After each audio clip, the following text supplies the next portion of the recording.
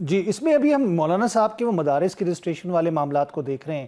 آپ کیا سمجھتے ہیں؟ کیونکہ ایک بہت بڑی تعداد میں مدارس ہیں اور اس کے اندر جو سابقہ آپ نے ٹیررزم کی بات کی تو اس سے بھی منسلک کیا جاتا ہے کہ غیر ملکی جو طالب تھے وہاں پہ ان کی بھی بات کی جا رہی ہے.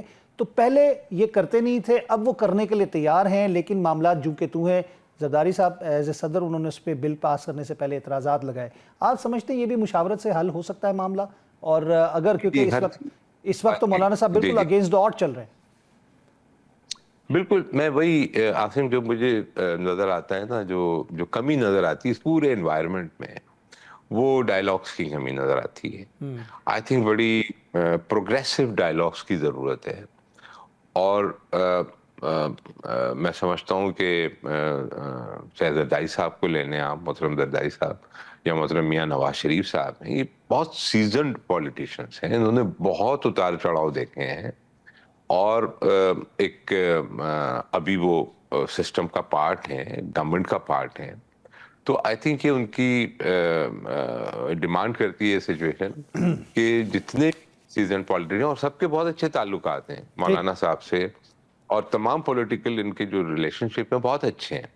تو وے آؤٹ نکالا جا سکتا ہے، بٹ تھرو ڈائلاگس. آپ پہ ایک وقت یہ الزام بھی لگا تھا کہ آپ ایم کیو ایم کے مفادات کی جگہ پیپلز پارٹی کے مفادات کو زیادہ فوقیت دیتے ہیں. یہ میرا سوال جو میں پہلے ریفریز کر کے اب آپ کو بیان کروں اسٹریٹ اوے، کہ یہ بھی الزام آپ کی جماعت نے آپ پہ لگا دیا تھا. جی، وہ اصل میں وہ پرسیو جیسے کرتے تھے ویسے ہی ریئیکٹ کرتے تھے. وہ میرا خیال ہے ریالٹی سے کافی دور جا کے چیزوں کو دیکھ رہے ہوتے تھے حقیقت سے. مثلا جب آپریشنز ہوئے ہیں عاصم بھائی 2013 میں، اور وہ محترم میاں نواز شریف صاحب کا ٹائم تھا، اور اس وقت ٹارگٹ کلنگز عروج پہ تھیں، ایکسٹارشن تھی، ٹیررزم بھی ہو رہا تھا، کڈنیپنگ فار رینسم. جی ہاں، یہ ساری چیزیں ہو رہی تھیں، اور ایک عجیب قسم کی بے چینی تھی کراچی کے بزنس مین کو، عام شہریوں کو. تو ایک آپریشن لانچ کیا گیا اور اللہ کے حکم سے بڑا کامیاب آپریشن ہوا، اور اس کے نتیجے میں ٹارگٹ کلنگ بھی ختم ہوئی.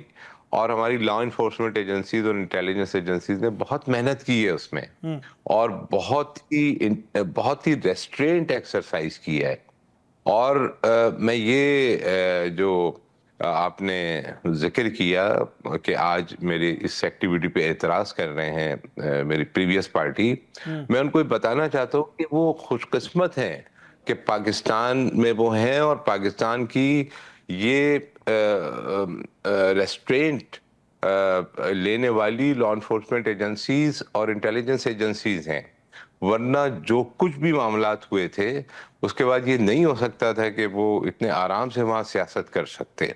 تو ان کو یہ پتہ ہونا چاہیے کہ یہ جتنا بھی کچھ محنت کے ساتھ اسٹیبل کیا گیا ہے کراچی، اس کو اگر وہ کسی بھی طرح ڈی اسٹیبلائز کرنے کی ہلکی سی بھی کوشش کریں گے تو وہ بہت بڑا نقصان ان کے لیے نقصان دہ ثابت ہو سکتا ہے.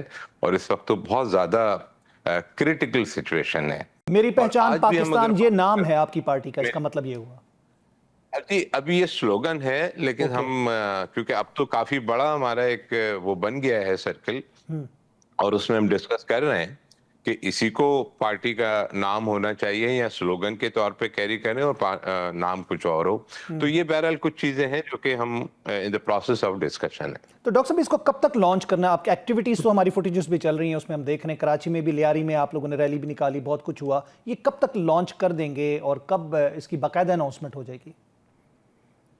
دیکھیں، یہ جو بنیادی طور پہ عاصم بھائی اس کی تھوڑی سی اس پورے پروسیس کی ایک ریورس انجینئرنگ کہہ لیں، کوئی اس طرح ہو گئی ہے کہ اکثر و بیشتر پہلے پارٹی لانچ ہوتی ہے، اس کے بعد اس کی کوئی موومنٹس نظر آتی ہیں، کوئی ایکٹیویٹیز نظر آتی ہیں.